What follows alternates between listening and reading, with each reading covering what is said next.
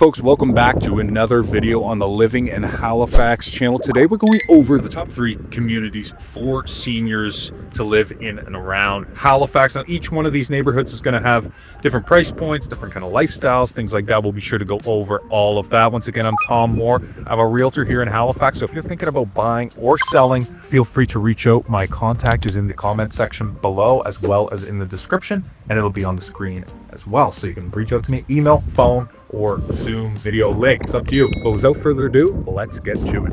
All right, so neighborhood number 1 is going to be kind of the deep south end. So this is the area in between what's known as Jubilee Street and the Point Pleasant Park at the tip of the Halifax Peninsula. Well, the south end is characterized by an area that really isn't that affected by rush hour when it occurs coming out of downtown just because of its location, but it's also bordering the hospital district as well as St. Mary's University and Dalhousie University. So you get a bit of a mixture of students in there as well.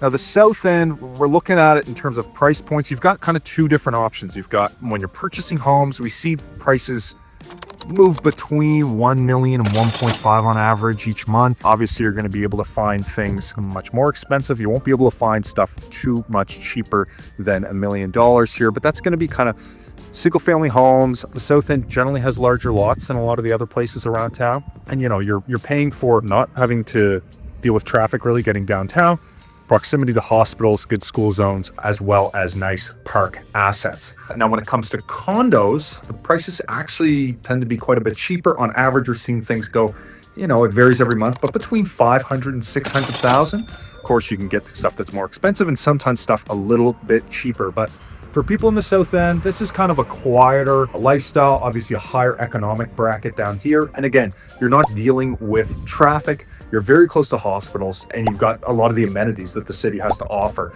You might have to have a car, depending on where you are in the south end, just because it is such a large swath of land that sometimes getting groceries, going on appointments, things like that may take a little bit of time in the car.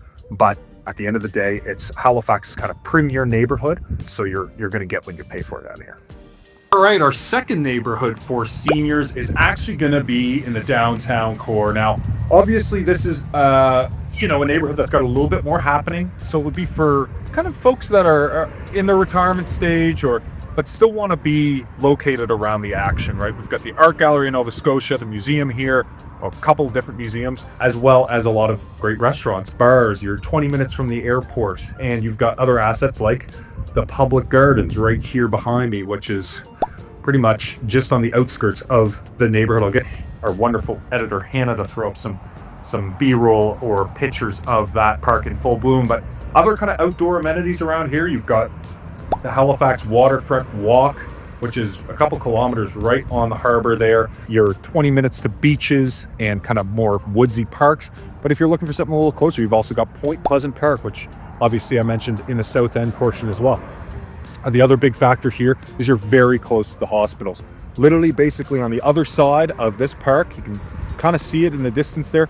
That's the hospital complex right there. So you're very close to healthcare services, anything you need to get done.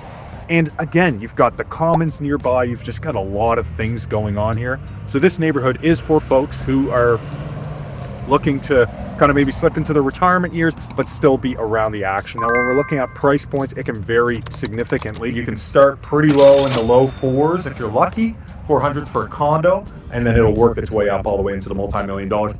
Housing in the downtown core is going to be incredibly hard to come by. If you're lucky, you might find something in Schmidtville, but that's probably going to be at $1 million or a bit more. So just things to keep in mind if you're looking at this area. All right, our final place worth mentioning is actually several places, and I'm down here right on the Bedford Basin because this is something that I get asked a lot about by people, whether they're seniors or others, moving into Nova Scotia to retire and want to be by the ocean. So we've got several different areas. All these areas have a hospital nearby. That's one thing to really consider if you are a senior moving to Nova Scotia, looking at seaside living, is that we've got a few hospitals in kind of rural areas. So the main spots I want to focus on is the Eastern Shore, namely Musquodoboit Harbor. This is a small community, very close to beaches, but they do have the Musquodoboit Harbor Hospital there. You've got the area around St. Margaret's Bay, which primarily would use Halifax as its I guess, access point for shops and whatnot. They do have grocery stores and things out there, but if you're looking at getting to the hospitals, things like that, it's about a 40-minute drive. Up next, we have Lunenburg and Mahone Bay. There's a hospital in Lunenburg. This is a place I often recommend for clients that are really into kind of like an artsy scene near the seaside, in a place that really, really dies off in the winter, but in the summer comes alive full bloom. Finally, the last spot will be Wolfville, Nova Scotia. This is another place similar to Lunenburg and Mahone Bay. That's about an hour drive on the highway. Wolfville, the unique part about that is they do have Acadia University, which keeps life in that area kind of throughout the year. And then in the summertime, it's kind of the breadbasket of the province. So you have great farms, apple orchards, and that is where all of our vineyards are. There's even a small ski hill down there called Martock. So if you're looking at making a move to Nova Scotia and want to be close to the ocean, this is a broader topic to kind of unpack, specifically around the healthcare and amenities of these small places. But those would be some places that I would do a little bit further digging in terms of research. And when it comes to price points, all of those places have different price points. So again, if you're looking for specific info, feel free to reach out. I'd be happy to answer any questions. All right, folks, that's all she wrote.